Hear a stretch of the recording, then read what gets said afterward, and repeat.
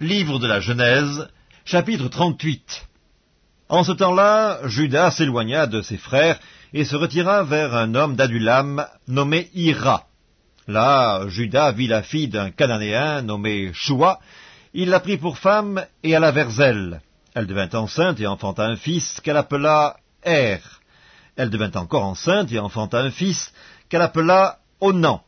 Elle enfanta de nouveau un fils qu'elle appela Shéla. Juda était à Dzib quand elle l'enfanta. Juda prit pour Er, son premier-né, une femme nommée Tamar. Er, premier-né de Juda, était méchant aux yeux de l'Éternel, et l'Éternel le fit mourir.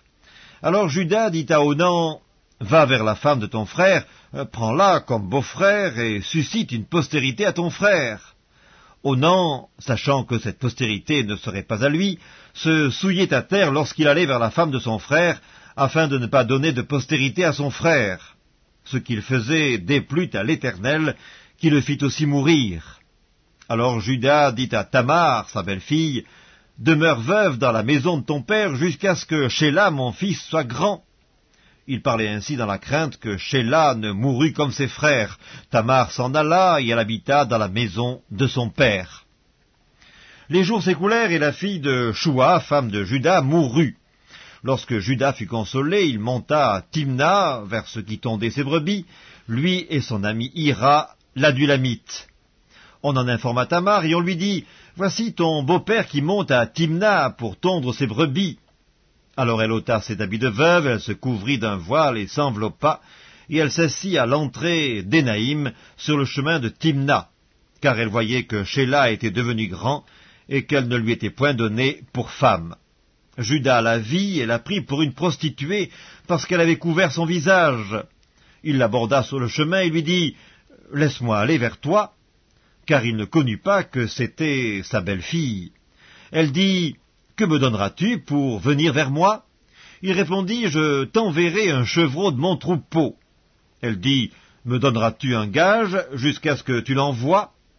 Il répondit, « Quel gage te donnerai-je » Elle lui dit, « Ton cachet, ton cordon et le bâton que tu as à la main. » Il les lui donna. Puis elle alla vers elle, et elle devint enceinte de lui.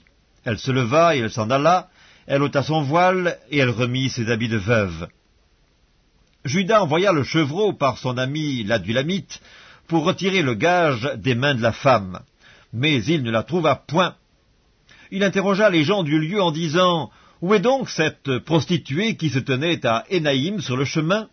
Ils répondirent, « Il n'y a point eu ici de prostituée. » Il retourna auprès de Juda et dit, « Je ne l'ai pas trouvée, et même les gens du lieu ont dit, « Il n'y a point eu ici de prostituée. » Juda dit, « Qu'elle garde donc ce qu'elle a, ne nous exposons pas au mépris. Voici, j'ai envoyé ce chevreau, et tu ne l'as pas trouvé. » Environ 3 mois après, on vint dire à Juda, « Tamar, ta belle-fille, s'est prostituée, et même la voilà enceinte à la suite de sa prostitution. » Et Juda dit, « Faites-la sortir et qu'elle soit brûlée. » Comme on l'amenait dehors, elle fit dire à son beau-père, « C'est de l'homme à qui ces choses appartiennent que je suis enceinte. Reconnais, je te prie, à qui sont ce cachet, ces cordons et ce bâton. » Juda les reconnut et dit, « Elle est moins coupable que moi, puisque je ne l'ai pas donnée à Shéla mon fils, et il ne la connut plus. » Quand elle fut au moment d'accoucher, voici, il y avait 2 jumeaux dans son ventre, et pendant l'accouchement, il y en eut un qui présenta la main.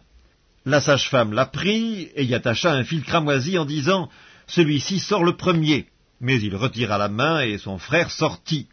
Alors la sage-femme dit, « Quelle brèche tu as faite ?» Et elle lui donna le nom de Péretz.